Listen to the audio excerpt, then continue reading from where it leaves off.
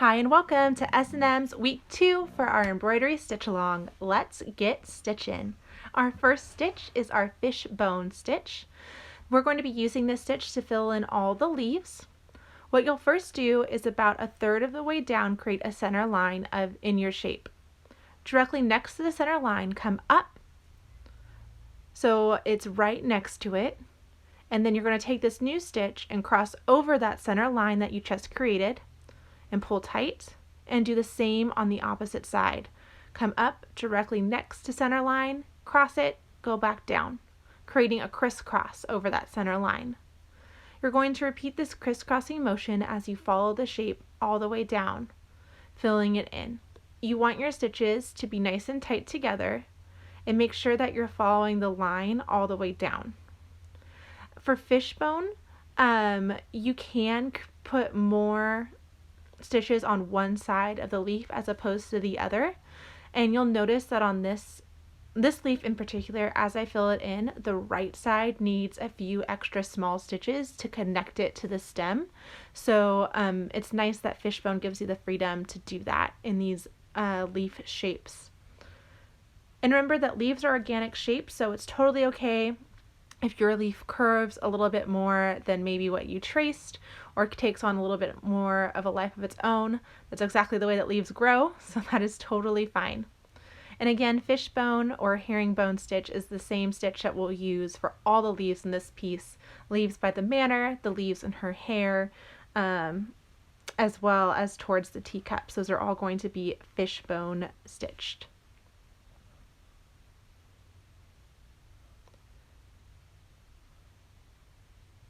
Our next stitch is French knots. For this stitch, you'll come up through the center of your shape, or to anywhere in your shape really. And what you're going to do is you're going to need two hands.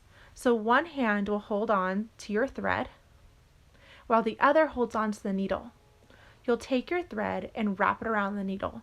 These French knots are going to be wrapped 2 times. So you'll see me wrap 1, 2, and then stick my needle back down to my fabric, directly next to the hole that I originally came up to, not the same hole. If you go down through the same hole, your knot is going to disappear. So if you had that problem, that's what happened. And then hold on to that slack as you pull through, letting go at the last moment. Again, come up, hold on to the thread or floss with one hand and the needle in the other, wrap towards the base of your needle, 1, 2, back down directly next to the hole, hold on to that slack and pull the needle through, letting go of the slack at the last moment as you pull through your knot. And that's a French knot. Those are going to be the center of these white roses, as well as the smaller heart petal shaped flowers too. Those will each get a single French knot for their center. The next stitch is a Y and fly. The fly part of the stitch means that it's all connected. So what you'll see me do is come up through the fabric, and then across I'll go back down, holding onto the slack with my thumb and coming back up to catch the slack, creating a Y shape. So up, across and down, coming up to that same hole as my last back stitch or running stitch, that base of the Y, catching the slack before going back down along my line. So you can do standalone Ys throughout different pieces as well, but the fly just means that it's connected, kind of like in a fern kind of shape here. And then to start a Y stitch, again, just two holes across from each other, come up, catch the slack, create a little tail, and then use that hole for the tail to come back up. There you go. And that's the Y and fly. And you'll notice that for my Y and fly, I don't follow the line very religiously, and that's totally fine. Feel free to put your own spin on that pattern for the teacup. Our next stitch is a lazy daisy stitch.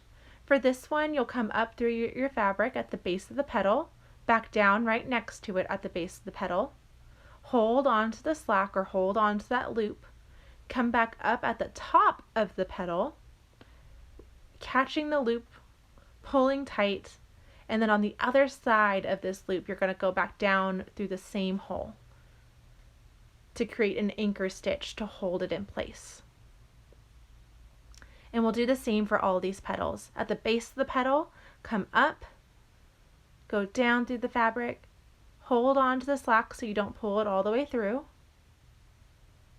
And then at the top of the petal, come back up with your needle on the inside of that loop or slack that you're holding with your hands, and then back down through the same hole, anchoring it in place. And you'll do this all the way around. If you don't like the how you can see on the inside of the loops there, you can fill it in by putting a slightly smaller lazy daisy stitch. So they're kind of double layered to kind of fill them in, but I'm just going to leave mine as a single layer for this go around. And you'll notice that I did put a French knot in the center of this one as well before I stitched the lazy daisy petals. Oh, and I also wanted to point out that the teacups are back stitch.